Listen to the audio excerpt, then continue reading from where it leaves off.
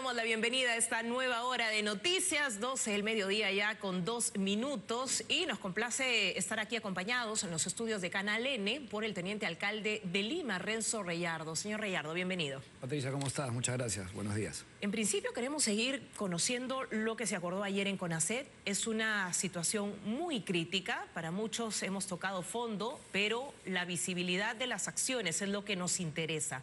Sí. ¿Qué es lo que ven más probable dentro de esta serie de acuerdos? A ver, ha sido una sesión muy larga el día de ayer. Tuve el honor de estar presente como representante de la Municipalidad Metropolitana de Lima en representación del alcalde. Se tocaron varios temas, hubieron puntos discrepantes, incluso en la incorporación, en el pronunciamiento final de temas vinculados a la pena de muerte o vinculados a terrorismo urbano. Eso se prefirió dejarlo fuera para poder lograr un consenso y que todos firmen el pronunciamiento y que todos estén de acuerdo. En lo particular planteé lo que vengo planteando hace muchos años y felizmente al final se pudo incorporar, pero también generó mucho debate y había ciertas resistencias. Y es la creación de una autoridad del más alto nivel, una instancia que esté empoderada por la Presidencia de la República, que es la más alta autoridad del Estado, para que sea el ente articulador entre todos los sectores vinculados a la lucha contra la criminalidad. ¿Pero qué rango va a tener esta autoridad? Como un ministerio, ¿no? ¿Y cómo se denomina? Yo planteaba la Secretaría, ¿no? Una Secretaría Nacional de Seguridad Ciudadana que tenga que despachar directamente con la Presidencia de la República. Pero se habló de un ente del más alto nivel, eso es lo que se planteó en el comunicado. La presidenta dijo comando. En el punto 13, ese es otro aspecto. Ese es otro aspecto. Esto es el punto, si no me equivoco, el 13 o el 14. El último punto del pronunciamiento del comunicado es el que se decide incorporar este planteamiento que yo vengo sosteniendo. Reitero, la inseguridad es multisectorial, es multicausal. El Ministerio del Interior es un eslabón de la cadena, importante, por supuesto, pero no es el único. Esto tiene que ver con el INPE, porque hay delitos que se generan en los penales, con el hacinamiento. Esto tiene que ver con el Ministerio Público y la labor de los fiscales, tiene que ver con el Poder Judicial, tiene que ver con el sector educación, por ejemplo, por el lado preventivo, que poco o nada se hace al respecto y se empieza a generar conductas atípicas de los niños en los colegios y no hay psicólogos para detectarlas. Pero al ser tan integral y multisectorial, ¿qué nombre se le dio finalmente? ¿Comando? Me dice que es otro punto. ¿Es un SAR? Sí, ¿Es una secretaría? Este es el punto. Esto del comando lo dijo la presidenta después de haber dado lectura el Premier de los 13 puntos que se aprobaron el día de ayer. Entre otros, el tema de declarar en reorganización el INPE, entre otros... Sí, pero no tiene nombre. No tiene nombre. Es una instancia al más alto nivel. No tiene nombre, es una instancia, por eso lo que dice el pronunciamiento es crear una instancia del más alto nivel que articule con todas las dependencias, con todas las instituciones del Estado que tengan que ver en la lucha contra la criminalidad y que a través del CONASEC sea el vehículo en donde se puedan implementar. Y eso me parece fundamental, reitero, y para mí es de lo más importante. ¿Este gobierno lo podrá hacer? Ojalá. ¿En mes y medio que le queda? Fíjate, te quiero decir algo aquí. Este planteamiento yo lo sostuve en un CONASEC, se aprobó. Por eso digo, ojalá que lo implementen. Se aprobó en un CONASEC, en un Consejo Nacional de Seguridad Ciudadana, en la ciudad de Pucallpa. Y eso, si no me equivoco, ha sido hace 2 años. Y la presidenta lo puso en discusión, se aprobó por unanimidad, ahí no hubo mayor resistencia, en la época del premier Otárola, y nada se ha hecho al respecto. Bueno, entonces ahora, ¿qué esperanza podemos tener de que a pesar de que se haya anunciado, se pueda implementar? Yo creo que hay que tener la decisión política de poner en práctica una institución de esta naturaleza que sería un poco la hoja de ruta hacia ir reduciendo los índices delictivos que lamentablemente nos siguen pasando por encima. ¿Sabe qué es lo que nos genera ambigüedad respecto a este punto? Que el gobierno se ha enfocado, según lo que se anunció, en una simplificación, fusión de ministerios.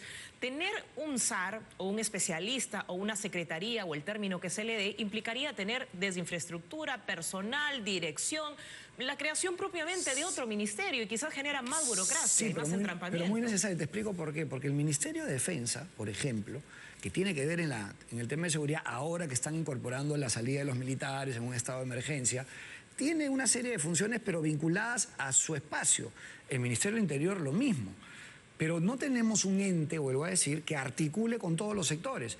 El Ministerio Público hace lo que puede, incluso tiene enfrentamientos permanentes y constantes con la Policía Nacional, el Poder Judicial lo mismo, hay corrupción en todas las instituciones, entonces necesitamos, debería ser la presidencia de la República, evidentemente, Sí, pero la presidencia de la República es difícil que vea los temas de la agenda propia de un espacio en el que es el principal problema que tenemos los peruanos, con la fluidez que lo tendría que hacer un especialista. Tampoco está en el presupuesto. Que sea el articulador. La creación de este ente debe contar con un presupuesto, evidentemente, pero si es la decisión política, lo haces, y lo haces con un crédito suplementario, lo haces de alguna forma que no afecte el presupuesto de la República. Tampoco es decisión política en estas acciones, porque esta semana podría ser clave para el ministro Juan José Santibáñez. ¿Debe irse para usted? Mira, el ministro Santibáñez, al frente del Ministerio del Interior, por lo menos el Ministerio del Interior, no me quiero referir al propio ministro porque no lo quiero, digamos, politizar el asunto. Pero el Ministerio del Interior, que además es el ministerio del cual depende la Policía Nacional, ha hecho muy buenas labores en los últimos meses y diría tal vez en el último año. O sea, en los últimos 10 meses cuando estuvo Juan José Santibáñez. Respecto a las capturas y respecto a un trabajo serio de inteligencia que ha permitido identificar a una gran cantidad de delincuentes. ¿Y por qué no es el sentir ciudadano? ¿Y por qué no es el sentir ciudadano? Porque vuelvo a decirte, el problema, vuelvo a decirlo y no me voy a cansar en manifestarlo, el problema está desde el gobierno central, que no está adoptando la hoja de ruta adecuada. Pero entonces lo están dejando solo. Es que no puede ser todo la Policía Nacional. Por ejemplo, la interpretación del Código Procesal Penal para saber cómo se hacen las capturas y la intervención del Ministerio Público. Todo esto tiene que ver con una serie de capacitaciones que se deberían de dar a los fiscales, que son los usuarios del Código Procesal Penal, o a los propios policías que hacen un trabajo también en coordinación con el Ministerio Público, con los fiscales. Bueno, esa interpretación y esa capacitación, ¿qué tiene que dar la Policía Nacional en ese aspecto? Solamente un aspecto formativo, digámoslo así. ¿Qué tiene que ver la Policía Nacional con la liberación de delincuentes? ¿Qué tiene que hacer el señor Santibáñez o el Ministerio del Interior cuando en el juzgado, a través de situaciones que son por lo menos sospechosas, se liberan permanentemente delincuentes?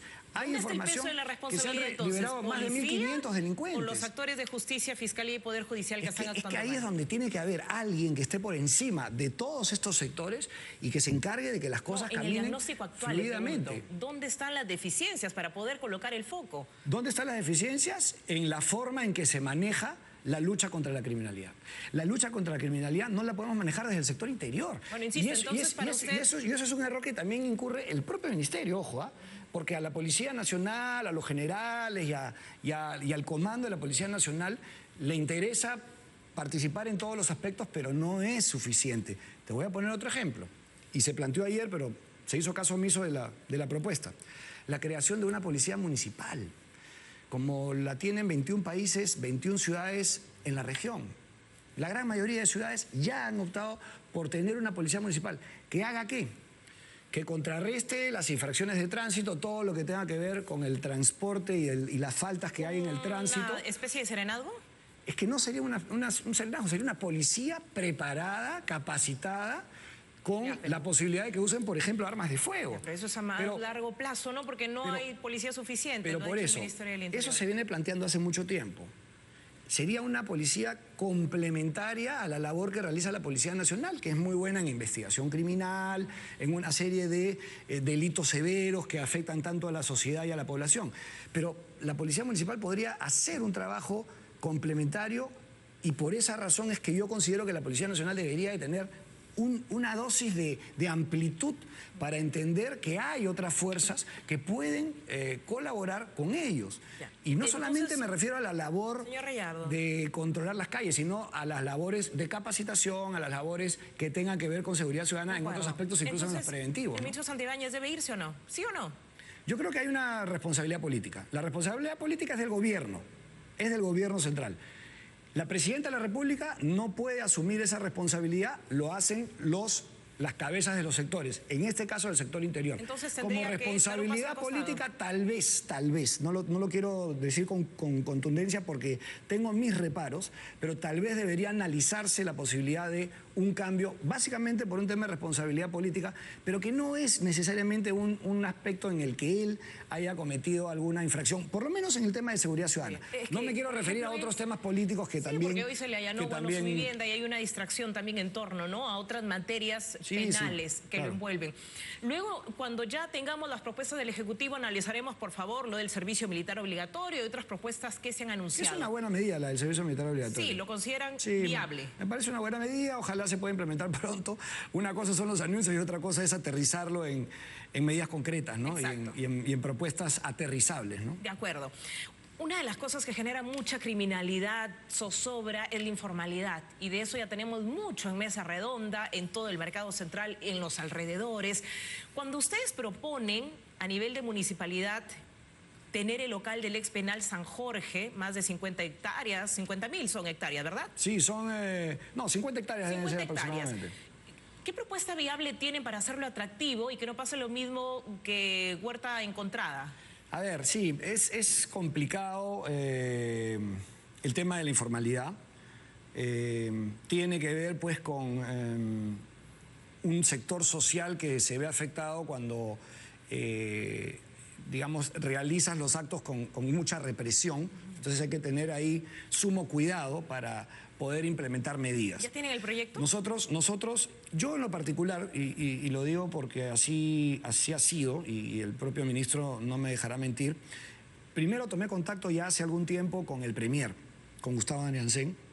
Me dijo que él no sabía del tema, pero que tenía entendido que el penal San Jorge estaba a cargo ahora del Ministerio de Justicia. ¿Era el Poder Judicial? No, Ministerio de Justicia. Efectivamente, hace pocos días, hace algunas semanas, tomé contacto con el ministro Arana, me comentó que había sí disposición de poder ceder el terreno en favor de la municipalidad para que pueda implementar un mecanismo de reubicación de los ambulantes, pero que evidentemente depende de una serie de trámites que la burocracia del sector público lamentablemente siempre nos pasa factura. Entonces, ¿le ceden el local? Que hay disposición, ¿no? Por lo menos no lo quiero comprometer al ministro Arana, que él sí lo ve con buenos ojos la posibilidad de poderlo entregar en uso, ceder en uso a la Municipalidad Metropolitana para estos fines. Vamos a hablar de algo concreto, todavía no hay... Sin embargo, tengo que decirte las cosas con claridad, no me gusta exagerar, pero sí hay esa disposición y eso yo espero que se pueda elevar con la Presidencia de la República. Te vuelvo a repetir, lo he hablado con el Premier, lo he hablado con el Ministro de Justicia y ahora, hoy en la mañana, precisamente sabiendo que venía a la entrevista, lo llamé para preguntarle qué podemos hacer al respecto y avanzar en la posibilidad me dijo que lo estaba moviendo internamente y que lo iba a consultar para poder tener ya una postura un poco más clara de ¿Capacidad para cuántos comerciantes? De parte del gobierno central, ¿no? Fíjate, nosotros tenemos alrededor de 10.000 comerciantes que conforman todo este sector de Mesa Redonda, del mercado central, que es muchas las personas. Son 5.000 que ya se habían empadronado para precisamente llevarlos a la huerta escondida, a la huerta encontrada, que es como el alcalde de Lima ha denominado a este sector, pero se sienten muy alejados ellos de su zona en donde realizan sus actividades comerciales. Una cosa importante también es precisar que de esta cantidad de empadronados, que son 5.000, solo el 10% viven en el centro, los demás están fuera. Entonces han encontrado en el centro de la ciudad y en el centro histórico sobre todo una fuente de negocio, ¿no? Porque ahí hay mucha actividad, ¿no?, comercial. Tenemos imágenes del dron. Y lo hemos visto con los almacenes clandestinos que precisamente han utilizado en lugares que son para residencia, para almacenar productos que además son muy inflamables. Y que debo decir también, nuestra gerencia de fiscalización ha hecho actividades de fiscalización, más de 1.000 el año pasado y este año, en lo que va del año, alrededor de 500, ¿no? De 500, digamos, operativos, con clausuras inclusive. Pero lamentablemente, Pati, ahí te tengo que decir algo también que es lamentable. La complicidad de algunos comerciantes informales con un poder del Estado que es el Poder Judicial, que a través de medidas cautelares siguen operando, siguen siendo muy irresponsables y generan un peligro a la sociedad porque este incendio ha sido de grandes proporciones y que nos ha dejado a todos atónitos con los días en que esto ha permanecido vivo, ¿no? Con una mafia que usted alerta al más alto nivel, a nivel del Poder Judicial, entonces están con las manos atadas. Si ustedes clausuran, pero hay medidas cautelares que les permiten ingresar, porque esas son imágenes en vivo. Pero siempre hay que estar algunos pasos adelante. Hemos aprobado recientemente en la sesión del Pleno del Consejo la semana pasada la intangibilidad de todo este sector para que no ingresen camiones que transporten productos que estén vinculados a almacenes clandestinos, ¿no? O sea, vamos a ser muy severos con la ampliación la aprobación de licencias en este sector para este tipo de negocios, ¿no? ¿Cómo está ahorita? Imágenes en vivo, reiteramos, y ni siquiera es tiempo fuerte de campaña, salvo que se venga ya el Día de la Madre. Estamos trabajando no solo en el tema de la reubicación, que te decía lo del Penal San Jorge, que me parece una iniciativa interesante. Seguimos viendo otras posibilidades. También estamos trabajando en tecnología. Hemos iniciado ya el proceso para realmente que sea Lima una Smart City. Y hay 5 zonas en que hemos priorizado y vamos a instalar elementos tecnológicos de última generación para también tener un control sobre todo de actividades ilícitas, sobre todo de actos delincuenciales, en fin. Alcalde, entenderá que estamos llenos de promesas, ¿no? Y ojalá que se materialice, porque la realidad nos golpea en la cara cuando tenemos, por ejemplo, temas como Barrios Altos. Hemos heredado esto no es un tema de nuestra gestión, sin embargo, estamos afrontándolo, no estamos de brazos cruzados. Sabemos, pero cada gestión que ingresa señala que son problemas heredados, sí, ¿no? pero es la verdad, es decir, esto no ha nacido ayer, esto ha nacido desde hace muchos años a partir de una migración considerable de los años 80, 90, y bueno, la ciudad ha sido un poco desordenada en términos generales, pero tenemos que recuperarla. Hemos hecho un gran trabajo, por ejemplo, de la recuperación de toda la parte monumental de Lima metropolitana y básicamente de Lima histórica, ¿no? Con Luis Martín Bogdanovich, que ha puesto en valor una serie de sectores. Una de las cosas interesantes, la Quinta Jeren. La Quinta Jeren va a poder estar a disposición del público porque ya hay un proyecto para empezar a desarrollarla y tenerla para poder utilizar próximamente. Señor Rayardo, nosotros consultamos a la fuente directa y nos dijo el Poder Judicial que es su predio, que no es del Ministerio de Justicia. Yo he hablado con el ministro de Justicia y el ministro de Justicia me ha manifestado que es propiedad de su sector.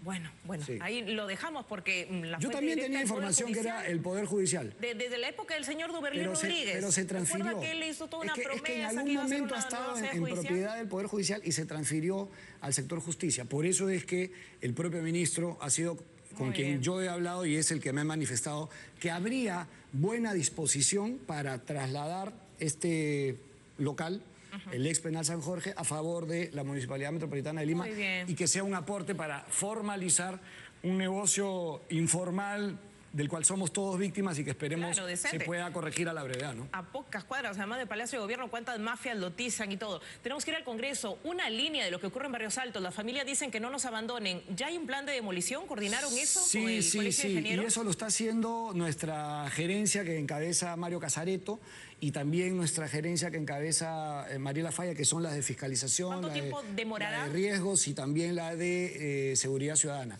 Se coordina permanentemente con el gobierno central. Esperemos, me están pasando información permanentemente que sea en las próximas semanas, pero no me quiero adelantar a dar una fecha exacta porque sería un poco irresponsable de mi parte. Respetamos eso. Señor Renzo Rayardo, muy amable. Gracias, Teniente alcalde de Lima, por estar en los estudios de Canal N. Nos vamos al Congreso de la República.